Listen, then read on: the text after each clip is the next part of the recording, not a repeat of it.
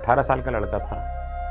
सब्जी काटने वाला चाकू अपने दोस्त को साथ ले गया, चल मेरी बुआ से लड़ाई हुई है, और उसने जाके वो चाकू मार दिया। जब उसको अरेस्ट करा था तो वो हंस रहा था कि अंकल आप मुझे झूठ बोल रहे हैं, वो मर ही नहीं सकता, मैंने तो सिर्फ चाकू ऐसे ही मारा है, हल्का सा मारा है।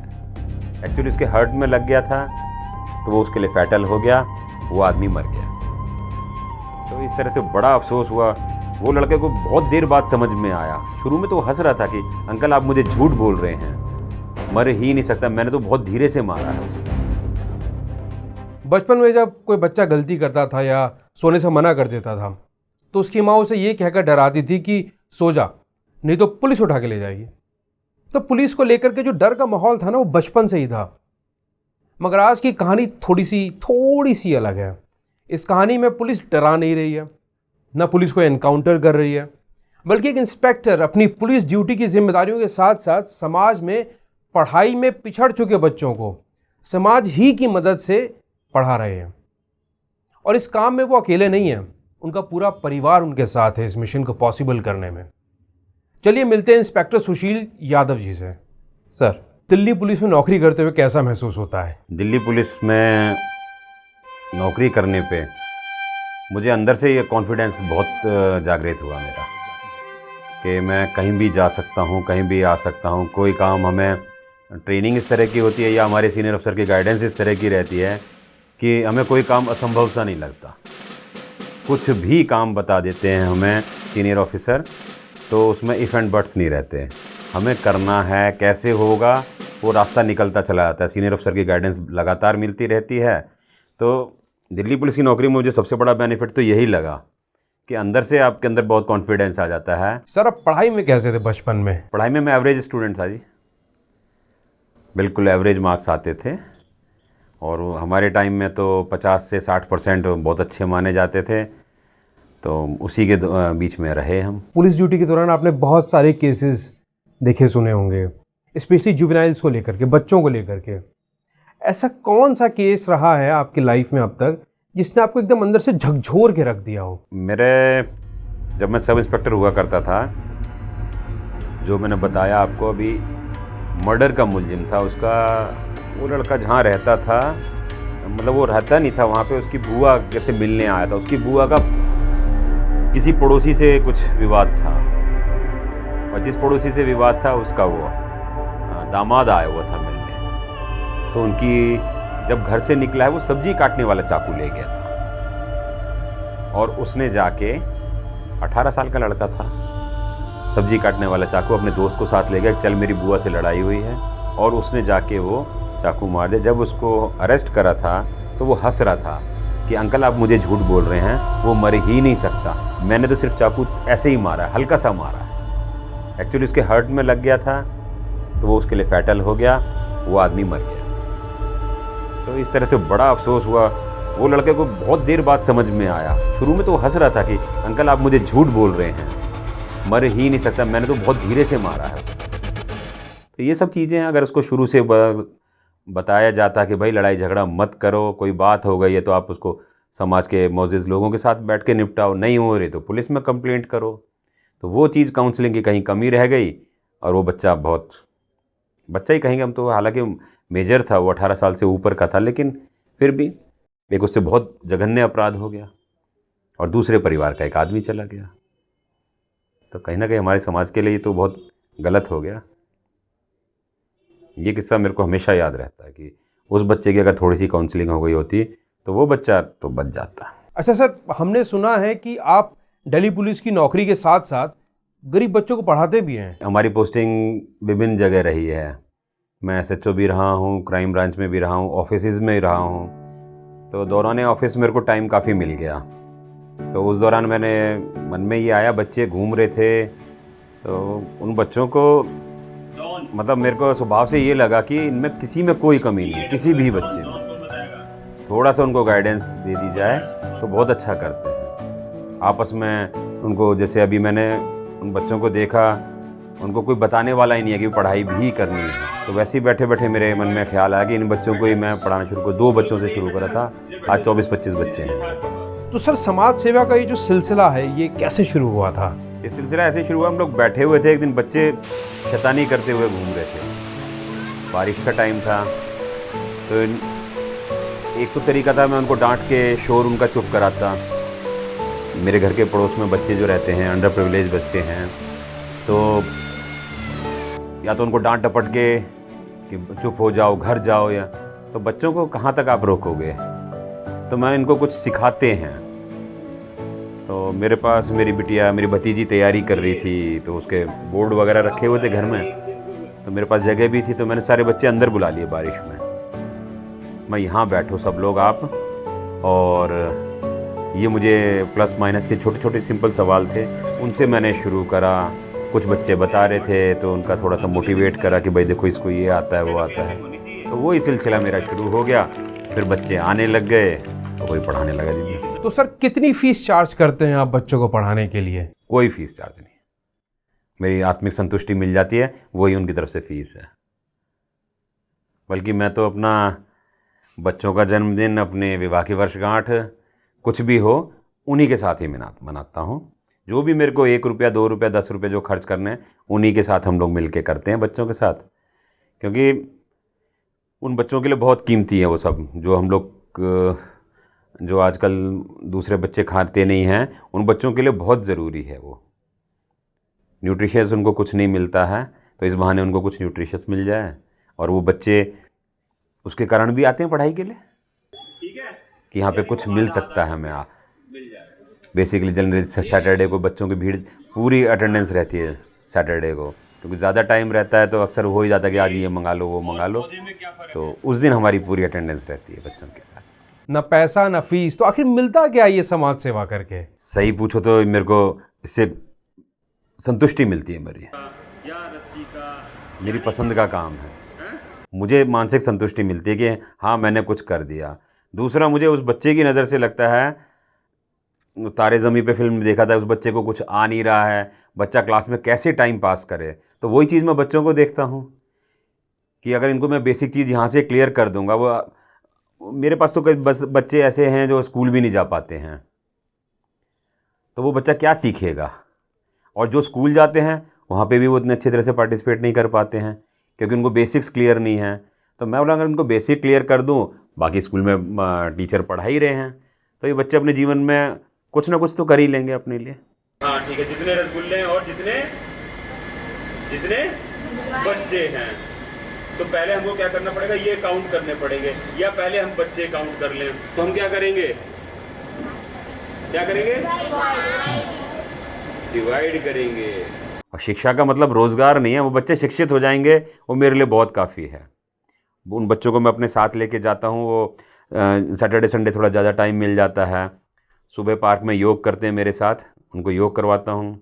अब चूँकि मेरी थोड़ा सा आर्मी का बैकग्राउंड रहा है, या थोड़ा बहुत मैं अपनी डिसिप्लिन फोर्स में रहा हूँ, तो जितना पोर्शन हमारा है पार्क में, उसमें आप गंदगी नहीं ढूंढ सकते। रात को लोग बाग आते हैं, उसमें आइसक्रीम के छिलके विलके ये सब चीज़ डाल जाते हैं, मैं और मेरे बच्चे साफ़ करते हैं। तो एक तरह से कुछ तो उनमें भावना आएगा अपना देशभक्ति की, कुछ तो सफाई होगी, 0.1% हो, वही सफाई वो लोग अपने घर में जाके करते हैं। तो आप इतने सालों से गरीब बच्चों को पढ़ा रहे हैं, क्या प्लान है आखिर, कब तक आप ये चालू रखेंगे? कहने का मतलब है कि इसके ऊपर पूर्ण विराम कब लगेगा? रोकने का तो सवाल ही नहीं उठता। वो बच्चों का इम्प्रूवमेंट जो देखता हूँ मैं, उससे मुझे बड़ी प्रेरणा मिलती है। 12 1 जा 12, 12 2 जा 24, 12 3 जा 36, 12 4 जा 48, 12 5 जा 60, 12 6 जा 72, 12 7 जा 84, 12 8 जा 96, 12 9 जा 108, 12 10 जा 120। शाबाश, जो क्लैपिंग होगी ना उसके लिए। तो सर कौन कौन सहयोगी है आपके इस कार्य में? फिर पत्नी थोड़ा सहयोग कर देती हैं, वो कर लेते हैं। फिर मेरे साथियों का 2-3 दोस्त मेरे डिपार्टमेंट में, तो किसी ने बुक्स मेरे को दी, कॉपीज़ दी। कई बच्चे ऐसे हैं जो कॉपीज़ वगैरह नहीं ख़रीद सकते, बुक्स नहीं ख़रीद सकते। तो इनफैक्ट एक दोस्त मेरे SHO थे, तो उन्होंने तो काफ़ी ढूंढ के, मैंने तो उनको से थोड़ा सा रिक्वेस्ट करी थी, मगर आप उस एरिया में हैं तो बुक्स हमारे को दिलवा देंगे। तो उन्होंने बहुत ही अच्छी बुक्स दी हैं, जो बेसिक बच्चों के लिए जो सीखना चाहते हैं उनके लिए बहुत अच्छी बुक्स मेरे को प्रोवाइड करवाई। तो मेरे दोस्तों से बहुत सपोर्ट मिला।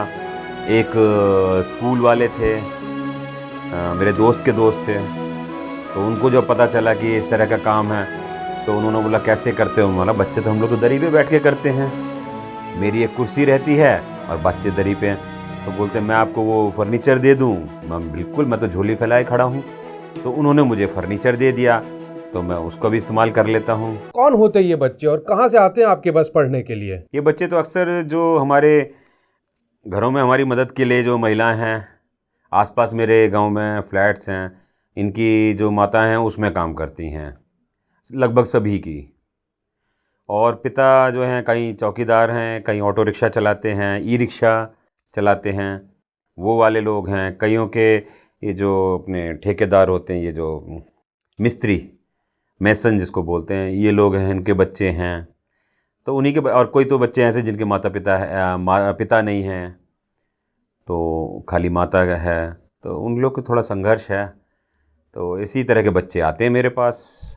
और कुछ वैसे रेगुलर लोग भी आते हैं, तो वो बोलते हैं भाई हमारे बच्चों को पढ़ा दो। मैं तो सभी को पढ़ा दूंगा, मैं तो, मेरे लिए कोई बंदिश नहीं कि किसी को मना तो है नहीं, सबको बुला लेता हूँ। तो बेसिकली तो बच्चे मेरे पास वही आते हैं। तो आपके पास ये जो इतने सारे बच्चे आते हैं, इन्हें क्या कभी कोई डर नहीं लगता कि ये पुलिस के पास आ रहे हैं? With no offence, but police का हमारी सिविल सोसाइटी में कोई बहुत पॉजिटिव इमेज तो है नहीं। हमारी ही सोसाइटी ने पुलिस को बहुत नेगेटिवली पोर्ट्रे किया हुआ है। नहीं, पुलिस भी तो हमारे समाज से ही तो आ रही है। अब ये परसेप्शन ये बना हुआ है, पता नहीं अंग्रेज़ों के टाइम का बना हुआ है, कहाँ कब का बना हुआ है। लेकिन हाँ, ये बात सही है आपकी कि समाज में हमें उतनी वो क्या बोलेंगे उसको, कोई प्रॉपर शब्द नहीं मिल रहा है मेरे को। हमारे काम को मान्यता नहीं मिलती। लेकिन हमारे तो मैंने तो हर जगह नौकरी करी है, क्राइम ब्रांच में भी, मैं SHO भी रहा हूँ। हमारे थानों में भी बहुत अच्छे अच्छे लड़के हैं जो बहुत समाज के लिए बहुत अच्छा काम करते हैं। जो बच्चे खो जाते हैं उनको घरों तक पहुँचा के आते हैं। जो जिसकी जेब कट जाती है उसको घर जाने के लिए पैसे नहीं, उनको पैसे देते हैं अपने पास से कि किसी भी तरह से ये लोग घर पहुँच जाएँ। अपना सामान वामान ढूंढना तो चलो हमारी ड्यूटी का पार्ट हो गया। लड़कियों को उनके घर छोड़ के आते हैं। कोई लड़कियों बाहर लेट हो गई है, ट्यूशन से आ रही है, बेटा तू कैसे खड़ी है यहाँ पे? अंकल पिताजी को आना था, फ़ोन नहीं लग रहा, मेरे फ़ोन से फ़ोन कर तो अपने पापा को नहीं मिल रहा, तो उसके घर छुड़वा देते हैं। तो ऐसा भी नहीं, थाने में बहुत काम करते हैं हमारे लड़के। तो अब प्रयास है, धीरे धीरे क्या पता 5-7 सालों में कुछ तो इमेज सुधरेगी।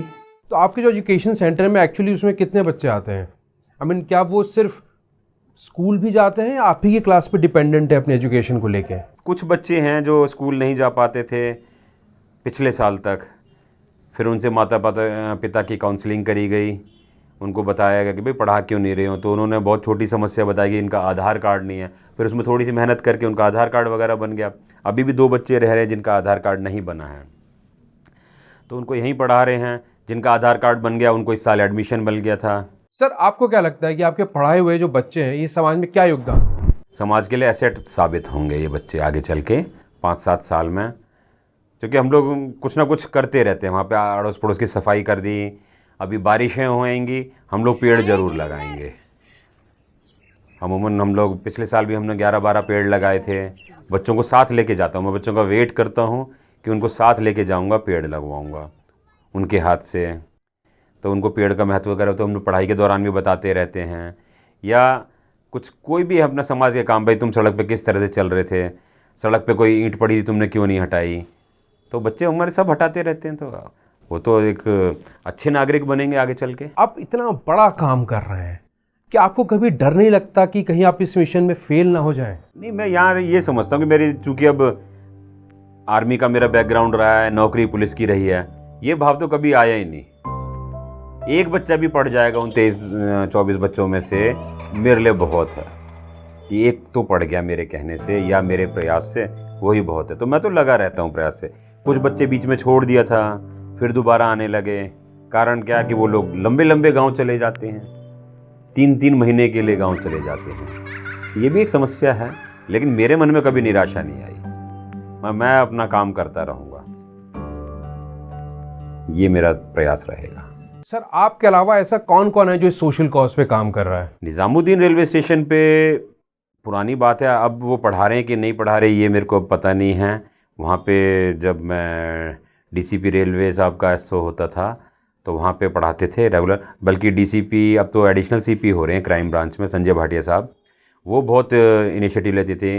मैडम भाटिया जो हैं वो बहुत इनिशिएटिव लेती थी, बच्चों को वो बहुत सपोर्ट करती थी। और अभी एक हमारे हवलदार हैं थान सिंह, वो लाल किले के पास पढ़ाते हैं। तो इस तरह से अभी तो ये लोग पढ़ा रहे हैं अभी।